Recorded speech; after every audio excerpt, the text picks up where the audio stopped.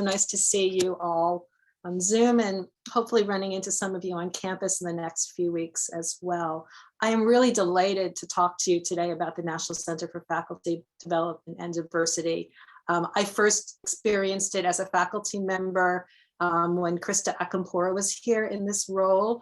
And I will just tell you personally, I experienced as a faculty member who had been tenure and promoted and was struggling a little bit to get that extra oomph to sort of figure out how to make the next leap and to really get back into writing. And by listening to some of the webinars, it really sort of transformed how I thought about my balancing my work, my life, and sort of my ability to put those things together. So I really am personally, a user of this resource and really happy to share it with you. What my role today is to sort of give you a mini tour of the site. So those of you who've never used it, to show you what's there. And then my colleagues will give you some more information. So I'm going to share my screen and give you a little bit of a tour. So if you have a look, everyone, if you haven't claimed your membership, you can do it very easily. And now NCFDD greets you with your web page, and you can start learning. I think the most valuable part for me is to look at the library, where you can see all of the webinars that they have put together. And so some of them are ones that are past. These are recording, and you can see the variety of things that they did over the summer to think about both teaching and scholarship. You can see the, let me go back. You can see what's coming up as new events. So these are ones that are not coming up so you can register for them. And so you can see it's very easy to, I am just going to adjust this. You can quickly think about the skills, and they have new ones. And then you can also go to the library and begin to search. So if we think about our sort of theme for today, which is writing and research productivity, you can see a number of them, and I will just click on ones you begin to see what you get when you click on one. There is usually a webinar. There's a set of resources, and sometimes links as well. And so part of what their beauty is sometimes they're one-off webinars, and sometimes there will be sort of week-long ones. One of the things that they've put together recently as well is resources grouped together about coming back to campus, coming back to campus and having difficult conversations, and really spend some time on teaching as well. So they're under resources, there are these resources. And I think that's my tour complete.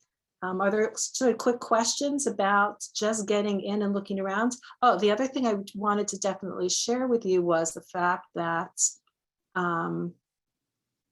this is a resource that, I can't do the screenshot bigger, that is really used by many people here at Hunter. So I wanted to show you at Hunter, we've got associate professors using it. We have adjunct professors using it. We have assistant professors using it, full professors using the resources, graduate students using the resources, lecturers, and other people who've staff in different roles. So I think it's really important to note that there are also resources here for all the stages of your sort of professional life. Those are people who are pre-tenure, those of you who are doctoral students, those of you who are thinking about what kind of transitions do I want to make from associate to full, or from full to thinking about what does changing my trajectory be, and thinking about how to move through my career at the end of the career. So I think I will end there. Maybe we'll have questions and answers later, and I can answer any other specific questions, but it's a wealth of information there. Thank you so much, Jenny, and also really good to see that this is really a resource for all, and that's what we're also trying to do, to hear from now 3 colleagues that in different roles and in different points of their career, how these resources have been useful to them. We'll now move over to Karlene Roberts. Hi, good afternoon. I am Karlene Roberts. I work in the Office of Research Administration at Hunter College. I am also sometimes an adjunct in the School of Ed Foundations. And right now I'm a graduate student. And this resource has been extremely helpful for me. I particularly like the webinars, as Jenny just pointed out in her presentation. And in addition to that, I took part in the writing challenge. I believe it was early 2020. And that was extremely helpful for me because, as we know, the pandemic happened right after. And my motivation for writing was not very high during that time. So doing the challenge really helped me. And in addition to doing the challenge, what I found out in the midst of the time we were in quarantine from Julie was that they had a body match system. And that body match system I really love, because what it was is that I would go to the website and under my account, I can actually show you. It's very easy to find. So right at the top, when you go to my account, you come up, this page appears, and right at the left, it says body match. Once you click on that body match, they will assign you a buddy who is in a similar level to you. So they will look at your profile. They saw that I was a graduate student. So they assigned me to someone in University of North Carolina, and she's in about the same level as me in grad school. And what they responded to me in a few minutes, I think I got the match. It was less than an hour. And after that, what we did was just natural. We exchange information and we meet on Slack. So I know some people meet with their writing buddies at a specific time on Zoom and write together where they could see each other virtually, but we chose to do it in a different format. We meet on Slack and we set a time and we write and we check in with each other. And what was really helpful for me with this buddy match was that I got accountability. So I know someone is writing at the same time with me and she will be checking on me periodically.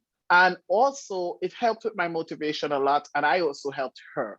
We not only talk about our writing or our research, but we also talk about challenges that we may be facing, dealing, because I work full time and go to school full time. So we discuss things like that. So I found this resource to be extremely helpful for me. And I just wanted to share that with you. That's it. Thank you so much, Karlene. We'll now pass on the mic to Katherine Volkmer. Hello, everyone. I'm going to share my screen.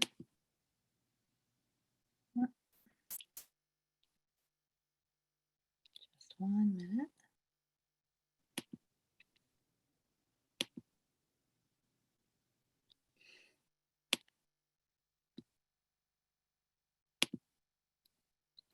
Okay.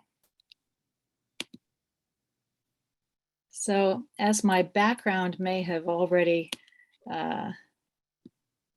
alluded to, and as you can see on my very first slide, I'm just trying to get this into presentation mode. There we go. I am here to talk to you about the 14-day writing challenge. I've done this a few times. And it's really, really a helpful, wonderful resource because of all the same reasons that Karlene's already mentioned, but I'll just show you very quickly how we can go through here. I saw this comic at one point. I'd like to start out with a little humor. I saw this comic at one point and I thought, aha, how many of us have gone through this, right? The neurobiology of writing. It's a PhD comics. Right, so of course, this is how it's supposed to work, and this is how it usually works, right? So when I saw this the first time, I think Julie had told me about it at an ASCERT event, and I said, oh, I'll try it, that's great. I couldn't make several of the writing groups that were happening because I also work and I'm a mother, and it's just complicated to fit into the schedule of the writing groups at the Graduate Center. Where, by the way, so I'm a doctoral student at the Graduate Center in Comp Lit, and I'm in the Italian specialization.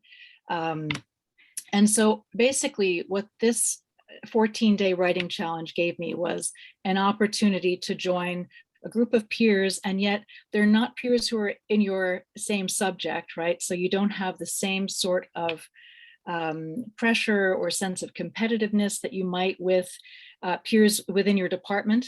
So that sort of anonymity is wonderful. It also really helped me to think about developing a daily writing practice and to track my writing. So just like you might put the gym on the calendar or what you're eating and, you know, track a log, all of these sorts of things are extraordinarily helpful. I was able to track my progress and my resistance, and they focus on that quite a bit. So the support that you get is not only from the community, but then also the many resources you have available to you, which actually Jenny Tuten pointed out at the very beginning. So how does it work? All you do, right, is you commit to writing Monday through Friday. They encourage weekends off to renew and refresh, which, you know, sometimes we can do and rarely, but I try occasionally. The idea is that it actually helps you to be more productive when you allow yourself to take a break, right? So for at least 30 minutes a day, the time is flexible, so you can log in at any time. You then create a plan, right? And I put in here a hint to make sure it's attainable, because most of us tend to set ourselves up for failure, myself included, thinking I can accomplish much more than I possibly can in that hour that I've set aside.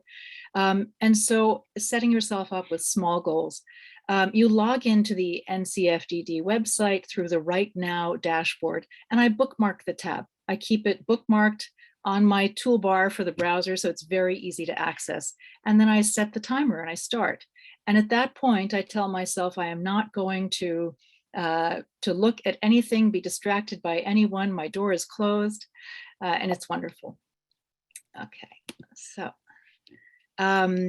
the way that it works is you support the writers in your group by commenting on and encouraging their progress. This takes no more than just a few minutes, right? And they do the same for you. And that kind of feedback and positive reinforcement is really helpful. You take a few minutes to recognize your own internal and external resistance to writing, right? And then you make a plan for the next day's session. Now, for example, my internal resistance to writing might take the form of, do I really know what I'm talking about, right? A little bit of imposter syndrome, or it could be in the form of, I'm feeling guilty because I haven't called my mother yet today, or my son needs help with a project, right? The external things can be perhaps, actually this morning, someone was pulling down their tent for, sorry, I'm forgetting the Jewish holiday, Sukkot, right? So there was, so I heard lots of hammering and I thought, okay, this is not good. I have to put headphones on. When you're done, you make a plan for the next day's session. And you do this because you remember where you left off. And this is actually the beautiful thing about writing every day, is that you stay in the moment, right? So that you can move forward. So this is the sort of thing you see, right? When you log in, you see, and mine actually has my little photo. I put it there so people can see what I look like, but this is just a markup. So for each day that you do your check-in and you accomplish the 30 minutes and you write a comment, you get a full star. If you only accomplish part of what you set out to do, you get a half a star. Somehow seeing these little stars, I feel like I'm in kindergarten again, or it's my cleanup chart, and it is really motivating. You set the timer, right? So here's how it is. I often would set the timer for 30 minutes and then do another 30 minutes, right? But somehow just getting started is very helpful. These are the sorts of questions that they ask, right? So they will ask you, what are your goals for today? Did you meet them? And if not, why not? How many minutes did you write, right? What was your resistance? What was your biggest external challenge? What treat did you give yourself today? They're very big on this. And no, they don't mean ice cream, although sometimes that is my treat. Did you take a walk with a friend, right? Whatever it is, but think about how you can reward yourself for the work that you did. Okay. So how has it helped me? It provides a system of accountability. It's taught me to think about how I write and how to plan my writing. And this is actually a huge resource that we have, right? Because let's face it, as graduate students, right, we rarely have the time to reflect about these things, or we think we don't, but it's really helpful when you do. It's helped me to overcome some myths of needing a big chunk of time. Yes, it would be wonderful and luxurious to have a big chunk of time to write. And I can get a lot done in a big chunk of time, but we rarely do. We have to keep moving forward and recognize when I'm engaging in procrastivity, right? So I might start grading. Now I should really be writing, right?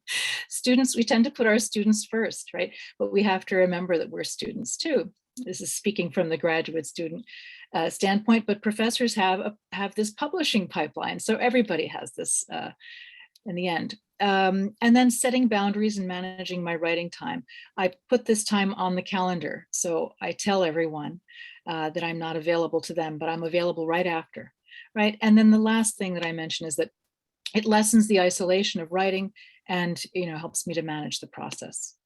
Okay.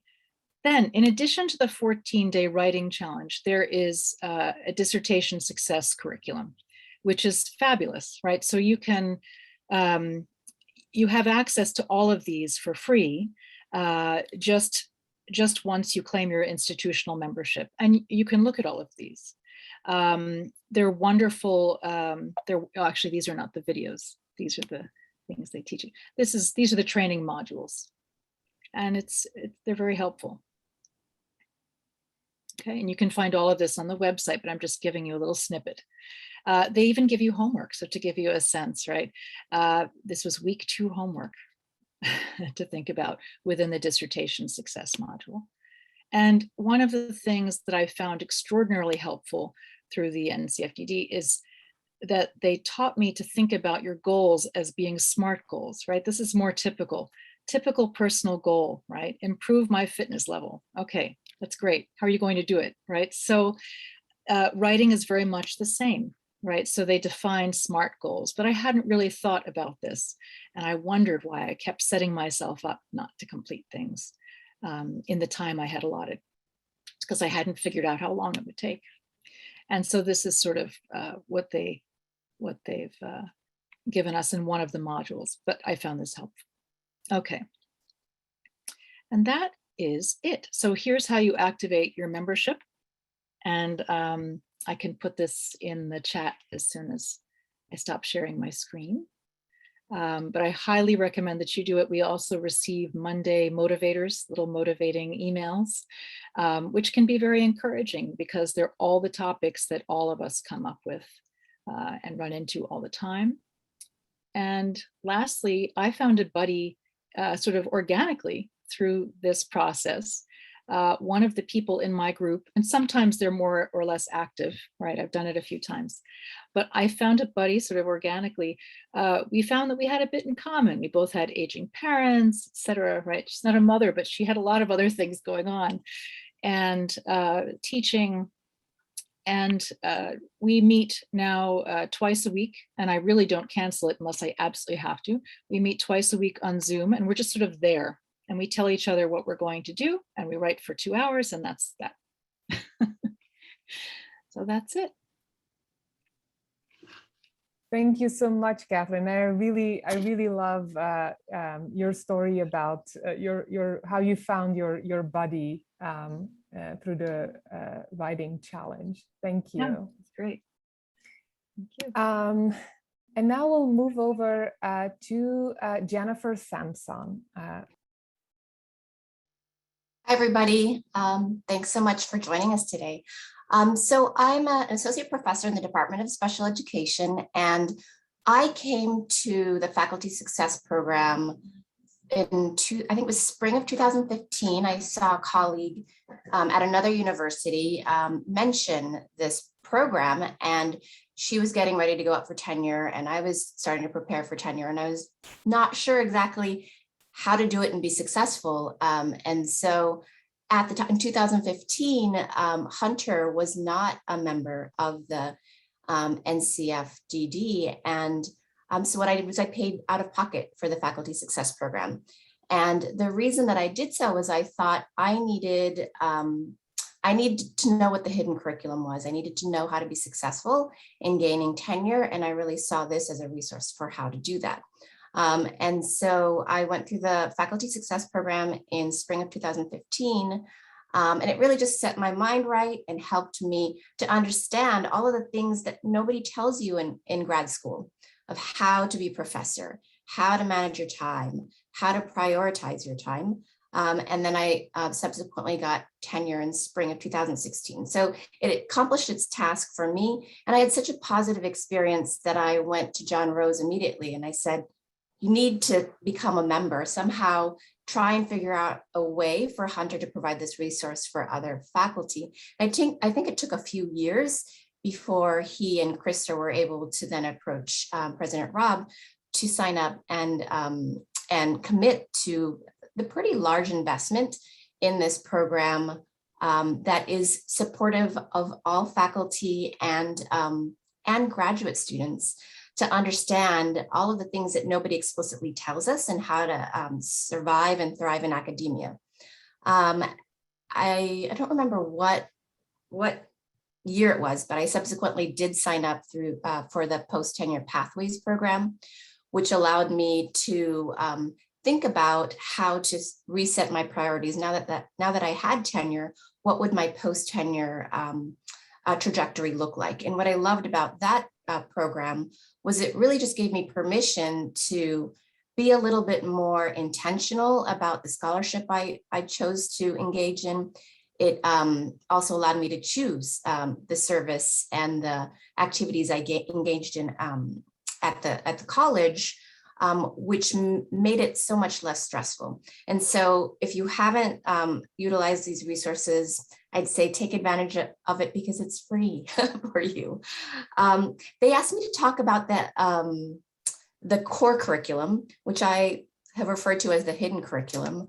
I'll just share my screen really quickly. I'm not gonna have a PowerPoint presentation because you have all of the links here to each of the elements of the core curriculum under resources on the website, but I will highlight some of the skills that are mentioned in the core curriculum that I found really catapulted me in a variety of ways. So on the one hand, it gave me a blueprint for how to prioritize my time, how to plan my semester, how to stop, drop, and write.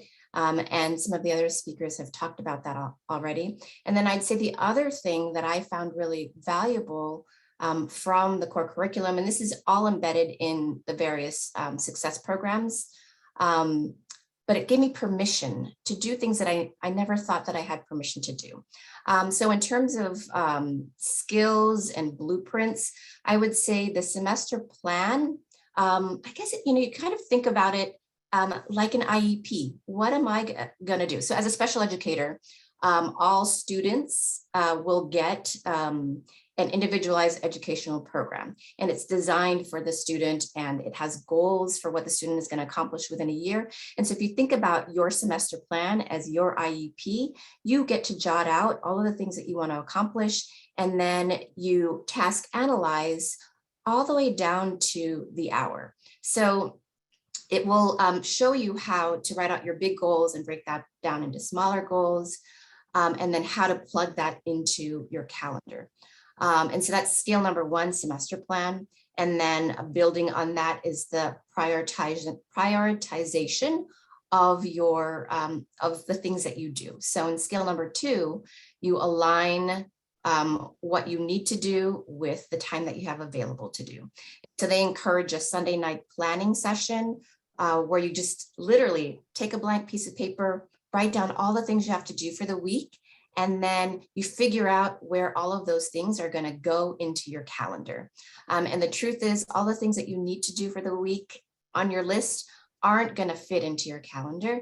And so you're going to have to make some tough choices about what's going to be optional or maybe is going to have to fall to the wayside and what really needs to happen. And if your goal is tenure or if your goal is promotion, then you're going to have to move those things that are important up on the list as opposed to the things that are urgent. So will always have to grade papers and we'll have committees that we'll have to serve on. But what these the skill sets here provide you are permission to not invest as much time as you would like to do to give all of your students the feedback that they need to do, because that will take away from your daily writing practice. And that takes you to skill number 3, where you want to, as was talked about earlier, the 14-day writing challenge gets you in the habit of setting aside those 30 minutes every day to write. I used to call it stop, drop, and write time. You figure out where you're going to plug it in and just do it. Skill number 4 is about tracking your time. So this was an interesting exercise in just making a data-informed decision about just looking at all of the things that you do in a week and estimating and tracking how much you spend on those things. And then you get to decide whether you want to continue to devote your time to whatever it is the most of your time is going to, versus if you are serious about tenure or promotion or leisure or health, if you actually track your time, you'll see how much you're devoting to those things. I'm going to skip down to skill number 7. I found that one. Again, this was a sort of a permission. It gave me the permission to reach out to people within Hunter, within CUNY, outside of CUNY. If I would go to conferences and I was inspired by a speaker or a scholar, this program gave me the permission to reach out to them and develop relationships for how they could advise me, support me, guide me, again, on how to model my trajectory after scholars that I admired and respected. And the other skill sets related to perfectionism, this again is permission to not do necessarily 100% A+ for all of your teaching and your committee work, because those things you won't be able to do if you don't get tenure.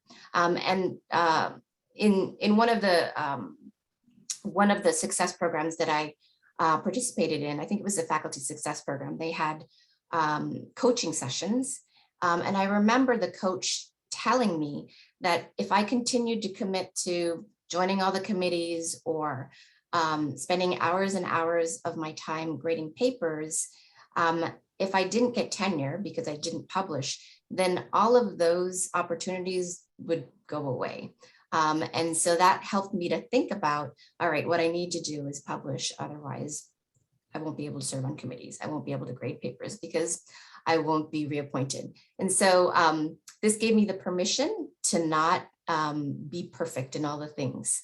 And I think that that's what Carrie-Ann Rockmore was really, really good about is, so the origin of this company and this program is Carrie-Ann Rockmore herself had such a traumatic, stressful time getting tenure that she decided that she didn't want other faculty to struggle, particularly faculty of color, minoritized faculty. And so she created this with her own experiences in mind. And it's, again, this hidden curriculum, this hidden knowledge of how to be successful in academia. Her book is, I think, how to be successful without losing your soul. And so that's what's embedded in a lot of the content that you'll find throughout the website. And as was said earlier, she really gets you to get your head straight around health and sleep and joy. One of the homework assignments is creating a list of all the things that bring you joy, and then she gives you permission to do those things every day. So that's all I have in terms of going over the various skill sets. If you have any other questions, feel free to reach out. Thank you so much, Jennifer, and thank you to all the presenters. You really highlighted a lot of the ways these resources can be useful to us all. So thank you so much.